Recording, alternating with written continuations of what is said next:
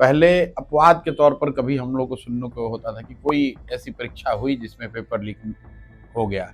अभी कोई शायद ऐसी परीक्षा होती है 10 में जिसमें पेपर लीक नहीं होता है। पेपर लीक नहीं होना न्यूज है, वरना परीक्षा हो रहा है तो पेपर लीक होगा ही होगा।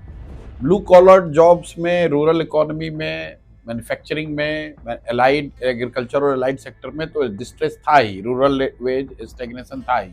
अभी एआई वगैरह के आने के बाद से व्हाइट कॉलर जॉब में भी प्रेशर है। बांकीपुर में हारने की जो वजह है भाजपा की, जो मुझे समझ में आता है, सम्राट चौधरी को भाजपा एनडीए के चेहरे के तौर पर, बिहार के मुख्यमंत्री के तौर पर समाज का एक बड़ा वर्ग अभी तक स्वीकार नहीं कर पाया है। ये नवंबर में इनको जीत बड़ी मिली। उस जीत में एक बहुत बड़ा असर 10,000 रुपए का रहा, जो वोट एक तरीके से खरीदा गया। सम्राट चौधरी की सीएम के तौर पर अस्वीकार्यता, भाजपा का अपना अहंकार और लोगों के पास वर्षों बाद एक विकल्प का होना, ये तीनों चीज अगर आप साथ में जोड़ेंगे तो बांकीपुर का रिजल्ट इतना अप्रत्याशित नहीं है जितना लोग बता रहे हैं।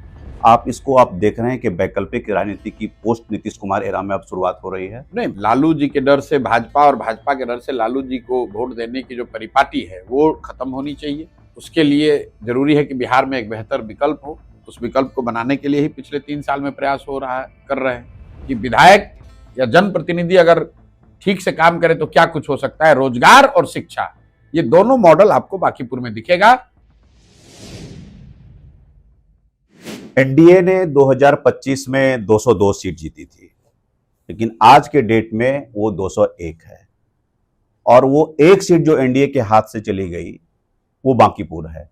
बांकीपुर इसलिए इंपॉर्टेंट है कि बांकीपुर के अंदर में सीएम हाउस, राजभवन, जिसको आजकल लोक भवन कहा जाता है, और जितना भी वीआईपी ले लीजिए, जो सीट ऑफ पावर है वो बांकीपुर के अंदर में है। जैसे बीजेपी ने अयोध्या की, फैजाबाद की सीट हार ली थी, तो एक तरह से कहा जाए तो बांकीपुर उनकी अयोध्या थी।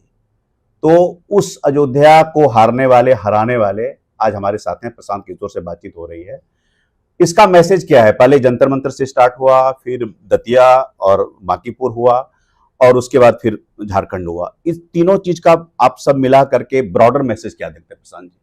आपने जिस सीक्वेंस में बोला, ये जरूरी नहीं है कि ये चीजें उसी सीक्वेंस में लिंक्ड हैं। दतिया में, बांकीपुर में जो हुआ है वो एक अलग कॉन्टेक्स्ट है, और जो जंतर मंतर पे हो रहा है, पटना में प्रोटेस्ट हुआ, झारखंड में हो रहा है, ये अलग कहानी। जंतर मंतर और झारखंड में जो हो रहा है वो एक लार्जर जो प्रॉब्लम है समाज में, शिक्षा व्यवस्था में जो कोचिंग संस्थाओं का जो प्रभुत्व बढ़ा है, पेपर लीक्स के जो मामले हुए हैं, और एक ऑर्गेनाइज्ड माफिया, शिक्षा माफिया जो पिछले कुछ वर्षों में उभर कर आया है, उसकी वजह से जो परेशानियां लोगों को हो रही हैं, शिक्षा महंगा हुआ है, शिक्षा का प्राइवेटाइजेशन बहुत बड़े पैमाने पर हो गया, और उसके साथ साथ उसमें हर तरह के तत्व शामिल हो गए हैं। उसका असर ये हुआ कि पेपर लीक एक आम घटना हो गई। पहले अपवाद के तौर पर कभी हम लोग को सुनने को होता था कि कोई ऐसी परीक्षा हुई जिसमें पेपर लीक हो गया। अभी कोई शायद ऐसी परीक्षा होती है 10 में जिसमें पेपर लीक नहीं होता है। पेपर लीक नहीं होना न्यूज है, वरना परीक्षा हो रहा है तो पेपर लीक होगा ही होगा। उसको आप जोड़ दीजिए जो अनएम्प्लॉयमेंट का स्टेटस है अभी देश में।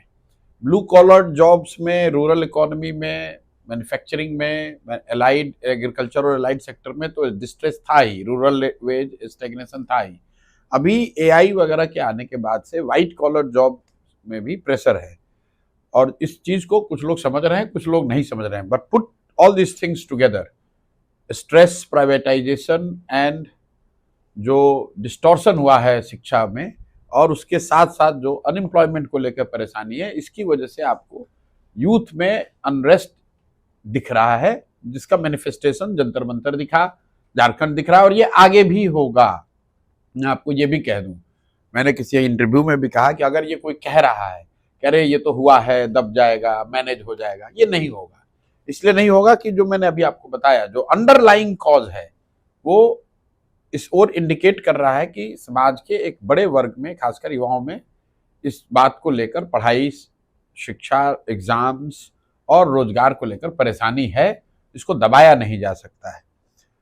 बाकी पूरा दूसरे जगहों पर जो उपचुनाव में हुआ है, ये तो मेनली लोकलाइज्ड मुद्दा है। बांकीपुर में उस अनरेस्ट की वजह से बांकीपुर हारी है भाजपा, ऐसी बात नहीं है। है। बांकीपुर में हारने की जो वजह है भाजपा की, जो मुझे समझ में आता है, वो एक ऐसे गलत व्यक्ति का भाजपा के द्वारा मुख्यमंत्री बनाया जाना जिसकी स्वीकार्यता समाज में कम से कम आज तो नहीं है।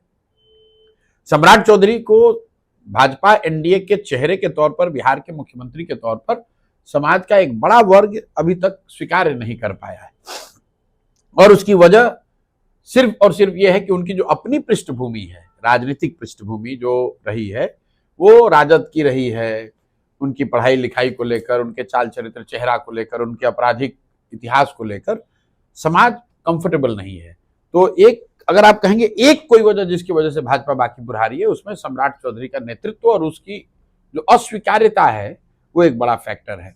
उसके साथ साथ चूंकि ये नवंबर में इनको जीत बड़ी मिली, उस जीत में एक बहुत बड़ा असर 10,000 रुपए का रहा, जो वोट एक तरीके से खरीदा गया। लेकिन भाजपा वालों को या एनडीए वालों को ऐसा लगा कि अहंकार वाली जो बात है कि हम, इतना हमारा जन समर्थन है कि हमारा कोई भी आदमी खड़ा हो जाए, हम कोई प्रयास करें, काम न करें, फिर भी जीतेंगे। तो कहीं ना कहीं उस अहंकार के वजह से भी भाजपा हारी। और जो तीसरी बात है कि जब जनता के पास विकल्प हो तो जनता उसको एक्सप्लोर करेगी। ये आप मानकर चलिए, बिहार में लोगों ने ये मान लिया था कि कोई कुछ दूसरा देखना ही नहीं चाहता है। और जैसे बांकीपुर का जो क्षेत्र है, ये मान लेना कि ये भाजपा का बहुत बड़ा गढ़ है। ठीक है, भाजपा का समर्थन वहां रहा है, लेकिन एक बड़ी वजह भाजपा को वोट मिलने की ये है क्योंकि लोग इस इलाके में कम से कम लालू जी के पार्टी को वोट नहीं देना चाहते।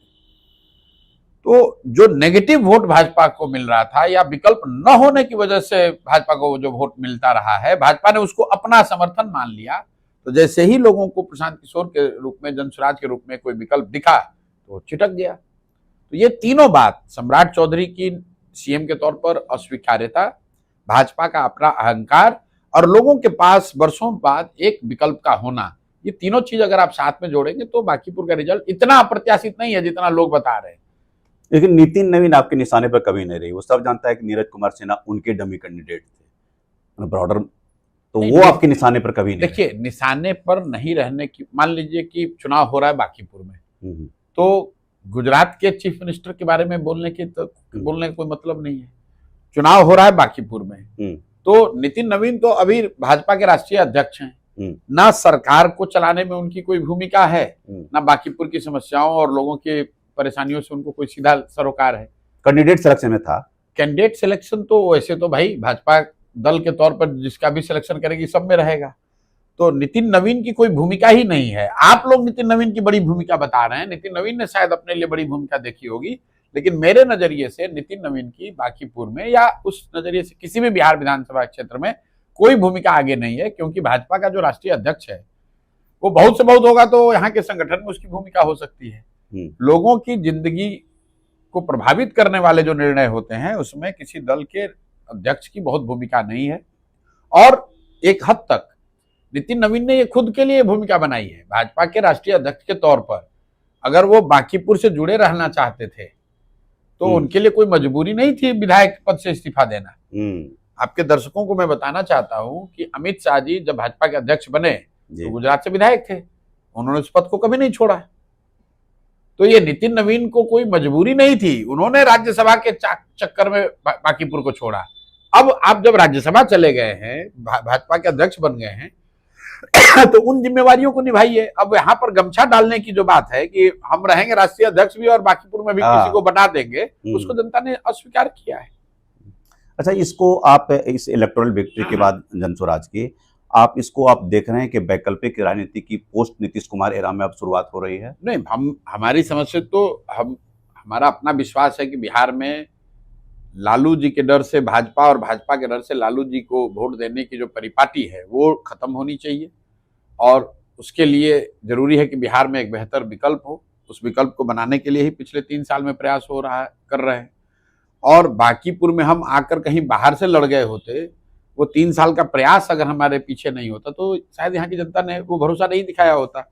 लेकिन लोगों ने विकल्प के तौर पर जनसुराज को देखा है, सुना है, उसको परखा है कुछ हद तक, और उनके पास जब अवसर आया तो उन्होंने इस बार वोट दिया। नवंबर में नहीं दिया, लेकिन अभी लोगों ने वोट दिया है। अब ये हम लोगों पर है कि उस वैकल्पिक व्यवस्था के तौर पर अगर हम लोग किसी दूसरे विधायक से या दूसरे दल के विधायकों के मुकाबले अगर बेहतर काम करके दिखाएंगे तो बिहार के अन्य हिस्सों में भी लोग इसको विकल्प के तौर पर देखेंगे। बांकीपुर असेंबली का डेवलपमेंट मॉडल, कल मैं देख रहा था कि 10,000 जॉब की बात की, और उसके पहले आपने कहा था कि 5 किलो अनाज जो मिलता है 5 किलो ही मिलेगा। तो वो विकास का मॉडल क्या है? देखिए, मॉडल बिल्कुल क्लियर है। हम लोगों ने 2-3 बातें कही हैं। एक बात जो मैंने कहा कि विधायक और विधायक से जुड़े हुए मामलों में 1 पैसे का भ्रष्टाचार नहीं होगा। जैसे ही भ्रष्टाचार विधायक से जुड़े हुए मामलों में न हो तो भाई 5 किलो जो अनाज मिलता है वो तो ऊपर से व्यवस्था बनी हुई है, वो तो सिर्फ चोरी हो रहा है इसलिए 4 किलो मिल रहा है ना, तो जब चोरी बंद होगा 5 किलो मिलने लगेगा। जो एलिजिबल बेनिफिशियरी हैं उनको राशन कार्ड मिलना ही चाहिए। चूंकि चोरी है इसलिए 3,000, 4,000, 5,000 रुपया लोग लेते हैं, अफसर ले, पदाधिकारी ले, चुने हुए प्रतिनिधि लें। तो हमने एक वादा क्या किया है कि विधायक और विधायक से जुड़े हुए मामलों में चोरी नहीं होगी। चोरी नहीं होगी तो राशन कार्ड आपको मिल जाएगा बिना घूस दिए हुए, और राशन कार्ड पर आपको 5 किलो अनाज मिलेगा। 20% जो चोरी होती है वो नहीं होगी। दूसरा, मैंने कहा कि जो भी आपकी एलिजिबिलिटी है, चाहे वो 1100 रुपये पेंशन की बात हो या अन्य सरकारी योजनाओं की, उन योजनाओं को मिलने में जो जनप्रतिनिधि की, दिलाने में जो जनप्रतिनिधि की भूमिका है वो चोरी नहीं करेगा, तो उसमें आपको सुधार दिखेगा। इसलिए मैंने कहा कि अगले 3 महीने में बांकीपुर के क्षेत्र में मुझे लगता है कि लोगों को राशन कार्ड के लिए, 5 किलो अनाज के लिए, पेंशन के लिए किसी को घूस नहीं देना पड़ेगा, ऑफिसों में घूमना नहीं, मारी नहीं करनी पड़ेगी। तो एक पहली बात ये। दूसरा, मैंने उनको ये कहा कि मेरे आचार विचार व्यवहार से आपको शर्मिंदगी नहीं होगी। अपने प्रतिनिधि के तौर पर आप जब प्रशांत किशोर को चुनेंगे या आपने चुन लिया आप, तो आपको मेरे किसी आचार विचार से, प्रयास से शर्मिंदगी नहीं होगी कि अरे भाई वोट लेके भाग गया आदमी, 5 बरस आया ही नहीं। तो अगर आपने वोट दिया है तो हम फिर वापस उसी वार्ड में, उन्हीं इलाकों में घूम रहे हैं, पटना में उपलब्ध हैं, जो हो सकता है बन पड़ सकता है वो कर रहे हैं। तीसरी जो बड़ी बात मैंने चुनाव से पहले कही थी वो ये कही थी कि शिक्षा मेरा फोकस है, और बिहार के नजरिए से हम लोगों ने एक मॉडल दिया था कि सरकारी स्कूल इतना अच्छा होना चाहिए जहां हर लोग अपने बच्चे को पढ़ाए, और अगर सरकारी स्कूल नहीं सुधरा तो लोगों के पास ये विकल्प होना चाहिए कि वो अपने बच्चों को प्राइवेट स्कूल में पढ़ाएं, उसका खर्चा सरकार दे। और ये पूरा मॉडल दुनिया में कहां पर इंप्लीमेंट हो रहा है, इसको बिहार में क्यों किया जाना चाहिए, कैसे किया जा सकता है, कहां से पैसा आएगा, ये सारी बात हम लोगों ने पहले से बताई हुई है। अब बिहार में तो जनता ने मौका दिया नहीं, लेकिन बांकीपुर में जनता ने मौका दिया है। तो मैंने बांकीपुर के लोगों को कहा है कि जो गरीब परिवार हैं यहाँ, उनके बच्चे जो सरकारी स्कूल में पढ़ रहे हैं, या तो उन सरकारी स्कूलों में 1 साल का समय मैंने मांगा है, गुणात्मक सुधार आपको दिखेगा। नहीं दिखेगा तो आप उनके बच्चे पटना के प्राइवेट स्कूल में पढ़ेंगे, उसके खर्च की व्यवस्था प्रशांत किशोर की जिम्मेवारी होगी। एक बात जो मैंने चुनाव से पहले वादा नहीं किया था, लेकिन जीतने के बाद चूंकि लोगों ने ये विश्वास मेरे पे दिखाया है, तो सामान्यतः होता यह है कि लोग वादा करते हैं, 4 कहते हैं, उसमें 2 किया, 3 किया। हमने उस वादे से अलग हटके ये कहा कि 10,000 परिवार से कम एक आदमी को रोजी रोजगार की व्यवस्था, नौकरी की व्यवस्था जरूर मैं करा दूंगा। और नौकरी का मतलब ये नहीं है कि उनको सरकारी नौकरी मिलेगी, मैंने बिल्कुल स्पष्ट किया कि प्राइवेट सेक्टर में नौकरी मिलेगा, और वो नौकरी बिहार में न मिलेगा। इसलिए कि बिहार में आपने, किसी ने कहा कि आप तो पलायन की बात कहे थे, फिर पलायन करने के लिए बात कह रहे हैं। बिल्कुल कह रहे हैं। हमने ये कहा था कि जन सुराज की व्यवस्था बनेगी, बिहार में पलायन बंद हो जाएगा। लेकिन आज आपने व्यवस्था जो बनाई है सम्राट चौधरी की, भाजपा की, एनडीए की, इससे पलायन रुकने वाला नहीं है। यहाँ पर सरकारी नौकरी या प्राइवेट नौकरी कुछ भी नहीं मिलने वाला है। लेकिन बांकीपुर से 10,000 लोगों को नौकरी जरूर दिला दी जाएगी। और कुछ लोगों ने, कल मैंने देखा यूट्यूब वगैरह पे दिखा रहे हैं कि अरे ये तो प्लेसमेंट एजेंसी खोल रहे हैं, तो गार्ड नहीं, आपकी जो योग्यता है, आपने जो पढ़ाई करी है, उस योग्यता के अनुरूप कोशिश होगी कि इस देश में जहां कहीं भी मेरे संपर्क हैं जिन लोगों से, कोशिश होगी कि आपको वो नौकरी दिलाने में हम लोग मदद करें। ये कोई गारंटी नहीं है, कोई एजेंसी नहीं है। आपने हम पर भरोसा करके वोट दिया है, हमारी जवाबदेही है कि आपके घर का कोई बच्चा अगर पढ़ा लिखा बेरोजगार बैठा है, उसको नौकरी देश के किसी हिस्से में दिलाई जा सकती है, तो दिलाने में हर जो मदद हो सकती है वो कराई जाएगी। और हमारा अनुमान है कि 10,000 परिवार से बच्चों को तो जरूर मैं नौकरी दिलवा दूंगा, क्योंकि इतने लोग पढ़े लिखे यहाँ पर हैं जो कि पढ़ लिख कर बेरोजगार बैठे हुए हैं। और ये व्यवस्था अगर हुई तो किसी ने ये भी कहा था कि भाई एक आदमी प्रशांत किशोर क्या कर लेंगे। अब ये 242 विधायकों को जवाब देना है कि अगर ये काम प्रशांत किशोर कर सकते हैं तो इसका मतलब है कि दूसरे विधायक को भी करना चाहिए। और अगर आप नहीं कर रहे हैं तो इसका मतलब है कि आप कॉम्पिटेंट नहीं है, जगह खाली कीजिए, आपके जगह किसी दूसरे आदमी को आना चाहिए। तो आने वाले 2-3 साल में आप देखेंगे कि ये जो दो मेरा काम फोकस है, बाकी जो रूटीन है कि अनाज मिलेगा, करप्शन रुक जाएगा, नाली गली सुधरेगा, वो तो होगा ही। दो काम मेरा जो फोकस है, जो कि मैं बिहार के लोगों को बताना चाहता हूं कि विधायक या जनप्रतिनिधि अगर ठीक से काम करे तो क्या कुछ हो सकता है, रोजगार और शिक्षा, ये दोनों मॉडल आपको बांकीपुर में दिखेगा। यहाँ पर जो गरीब घर के बच्चे हैं उनकी पढ़ाई की व्यवस्था बिल्कुल कर दी जाएगी, और जो 40-50 हजार घर परिवार यहाँ रहता है उसके 1/4 मोटे तौर पर 10,000 परिवार से किसी न किसी तरह का योग्यता के अनुसार उनको नौकरी व्यवस्था जरूर करा दूंगा। एक चीज मैंने देखा, मैं आपको कवर करते हुए वहाँ पूरा कदम कुआं और सब इलाके में, कि caste line blur, religious line blur, और आप ही कर रहे थे चूज बरो योर लाइन कि द पार्टी लाइन ब्लर। ये चीजें और पोस्ट जेनजी के अराइवल उनका जो गुस्सा है आप देख रहे हैं यहाँ से शिफ्ट हो रहा है। मैं इसको जेनजी से जोड़कर नहीं देखता हूँ। जिन लोगों ने बांकीपुर में वोट दिया है वो 18 साल 20 साल के लोग नहीं थे। हाँ, ये तो वो लोग हैं जो इन्होंने जीवन भर जाति धर्म दल नेता को देखकर वोट दिया। और जनसुराज 3 बरस से क्या कह रहा है कि एक बार इन सब को छोड़कर आप अपने बच्चों के लिए वोट दीजिए। बिहार के लोगों ने बात नहीं मानी, बांकीपुर के लोगों ने वो बात मानी है, तो बांकीपुर के लोगों को फायदा सीधा दिखेगा। उनके बच्चों के लिए पढ़ाई रोजगार की व्यवस्था मैं निश्चित करा दूंगा। नहीं करा पाऊंगा तो मुझे बिहार में वोट मांगने का मेरा कोई अधिकार नहीं, लेकिन अगर मैं करा दूंगा तो बहुत दावे के साथ पूरे बिहार में जाकर कहूंगा कि देखो बांकीपुर में ये हुआ है, आपके बच्चों के साथ भी ये होगा। आप सही लोगों का चुनाव कीजिए, जाति धर्म दल नेता का बंधुआ मजदूरी खत्म कीजिए। एक बार अच्छे आदमी का चुनाव करेंगे, जनसुराज की व्यवस्था बनेगी, बिहार से बच्चों को बाहर नहीं जाना पड़ेगा, 10, 15, 20 हजार रुपए के रोजगार के लिए बाहर नहीं जाना पड़ेगा। और इसके लिए कोई रॉकेट साइंस की जरूरत नहीं है। जो लोग ये बताने की कोशिश कर रहे हैं कैसे होगा, अरे भाई कर्नाटक का कोई आदमी कहाँ आकर हैदराबाद में या बिहार में आकर नौकरी मजदूरी कर रहा है? मध्य प्रदेश उड़ीसा बंगाल के लोग कहाँ आकर बिहार में नौकरी मजदूरी कर रहे हैं? आज हर राज्य में इतनी व्यवस्था बना दी गई है कि 10-15 हजार रुपए की रोजी रोजगार मजदूरी के लिए किसी को अपना घर परिवार राज्य छोड़कर बाहर नहीं जाना पड़ता है। तो अगर ये व्यवस्था गुजरात में बनी है, महाराष्ट्र में बना है, पंजाब में बना है, कर्नाटक में बना है, तो बिहार में भी बनाया जा सकता है। इसमें कोई रॉकेट साइंस नहीं है। अभी तक जो हम लोग कह रहे थे उसको हम आपको करके दिखाते हैं बांकीपुर में। आपकी जो पॉलिटिक्स में ऑब्जर्व कर रहा हूँ, strongly anti BJP, strongly anti RJD, और ये क्वेश्चन आप कम लेना चाहते हैं कि कमिंग 5 इयर्स में आप कोई पॉलिटिकल रीअलाइनमेंट के minus these two political parties आप देख रहे हैं? जनसुराज रीअलाइनमेंट जो है ना, ये रीअलाइनमेंट, एडजस्टमेंट, गठबंधन, जोड़ तोड़, चुनाव जीतने की राजनीति से मैं 10 साल बहुत बड़े स्तर पर जुड़ा रहा हूँ, और मैंने उसको बहुत करीब से उस व्यवस्था में सफलता के बाद मैंने देखा कि उससे लोगों के जीवन पे कोई आमूलचूल परिवर्तन नहीं होता है। भाई बिहार में तो हम गठबंधन में जीते हुए थे ना बिहार 2015 में, लेकिन उससे बिहार के लोगों का जीवन नहीं बदला। सिर्फ जीते ही नहीं, 7 निश्चय का प्रोग्राम भी बनवाया, बिहार विकास मिशन की स्थापना भी करवाई, लेकिन उससे भी जिस तरह का परिवर्तन हम लोग चाहते हैं बिहार में वो नहीं हुआ। इसलिए अब जो मैं कर रहा हूं, और मैंने पहले भी लोगों को समझाया है, मेरा लक्ष्य ये नहीं है कि हम यहाँ विधायक बन जाएं, मेरे 10 विधायक हो जाए। मेरा लक्ष्य ये है कि वो व्यवस्था बने जो बिहार में आमूलचूल परिवर्तन लाए। और आमूलचूल परिवर्तन का मतलब सड़क नहीं है। आमूलचूल परिवर्तन का मतलब है कि बिहार ज्ञान का, शिक्षा का केंद्र बने देश में, बिहार रोजी रोजगार का केंद्र बने, पूरे देश से लोग पढ़ाई और रोजगार के लिए बिहार में आए, तब बिहार में आमूलचूल परिवर्तन की बात को स्वीकार किया जाए।